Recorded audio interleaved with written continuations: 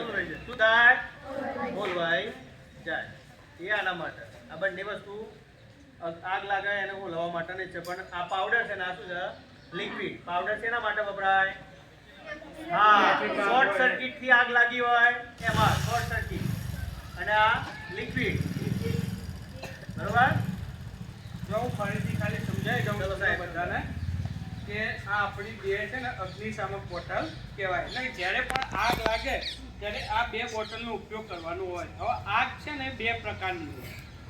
એક તો આપણે લાકડાથી આગ લાગેલી હોય અથવા આપણા ઘરમાં આગ લાગેલી સામાન્ય આગ, અને બીજી આગ છે ને એ ઇલેક્ટ્રિક શોર્ટ સર્કિટથી અથવા પેટ્રોલથી કે કેરોસીનથી કડકથી આગ લાગી હોય ત્યારે. હવે જ્યારે સામાન્ય આગ લાગેલી હોય ત્યારે આપણે આ પાણીની બોટલનો આનો ઉપયોગ કરી શકીએ. અને જ્યારે આપણા ઘરમાં ઇલેક્ટ્રિક આગ લાગેલી હોય અથવા પેટ્રોલ અથવા ડીઝલ કે કેરોસીનથી આગ લાગી હોય અને ત્યારે જ્યારે આપણે આગ ઓલવવી હોય ત્યારે આપણે આ કાર્બન ડાયોક્સાઇડ વાળી બોટલનો ઉપયોગ કરી શકીએ.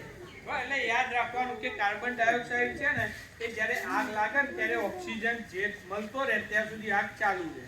જ્યારે આપણે કાર્બન ડાયોક્સાઇડ વાળો પાવડર નાખીશું ને એટલે ચારે બાજુ ફેલાઈ જશે અને ઓક્સિજન મળતો બંધ થઈ જશે અને તરત આગ ઓલવાઈ જશે. એટલે એ તમારે યાદ રાખવું પડે.